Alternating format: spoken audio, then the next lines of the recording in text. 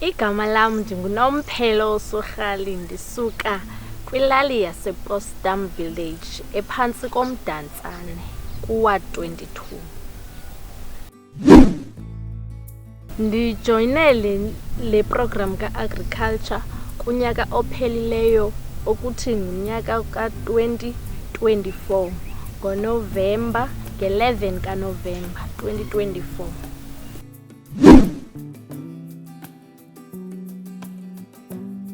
Before ndijoyine le program, ubomi bam bebungekho lula ngoba bendim oxhomekekileyo endlini ukwenzeni zonke izinto.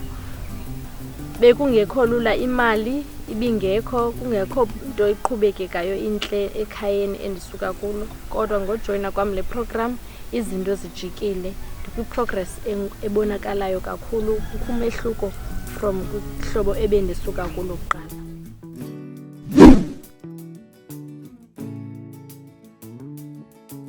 Ndifunde izikills ezininzi kule program. Ndifunde kabanzi ngolimo nendlela oluqalwa ngayo ulimo nezinto ezibalulekileyo ngolimo efuneka umntu azijongile phambi kokuba athi uyaqalisa ulimo. Izinto ezifana nokujonga umhlaba, uba umhlaba wakho ungawukhontrola njani ukuze uveze iziqhamo eziphuhlileyo. Amanzi owasebenzisayo ngamanzi anjani ukuze ukwazi unkcenkceshela ngamanzi alungekileyo uba angasetyenziswa emhlabeni, ungankcenkcesheli ngamanzi anetyiwa anokwazi ubulala izityalo zakho. Ndifunde kakhulu nokujonga izinto ezizinambuzane ezityayo iiplants zakho, uzimaneja kanjani ukuze zingakwazi ukutya iiplants zakho ozityalileyo.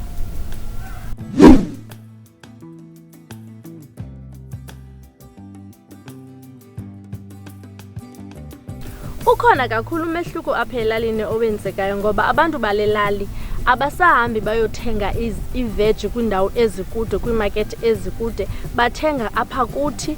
Futhi ilali yethu iye yanomehluko ngoba ibilale kade ijongelwe phantsi, ebonakala uba ayinoze yenze nto. Kodwa ngoku xa kungoku ilali izinga layo liphezulu kwaye nomphathi ophethe ilali yethu onguceba uye wakhuthazeka kakhulu ngobona ilali yakhe inyukela phezulu as compared ixesha ebekade ijongele ngalo phantsi kwiminyaka edlulileyo.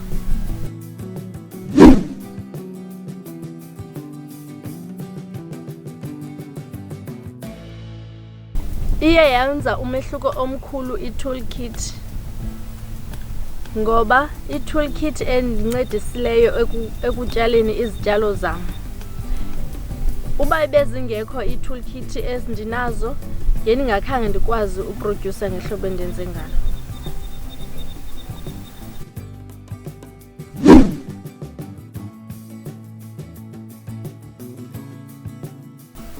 Iminqweno yam ukusukela kule future plans ndinayo kukuthi nam ngenye imini ndingavula elam ishishini, ndivule igadi yam ibe nkulu apho ndizawuthengisela iimakethi ezinkulu ezifana nooSpar, nooPick n Pay, ndithengisele nooWoolworths nezinye nezinye.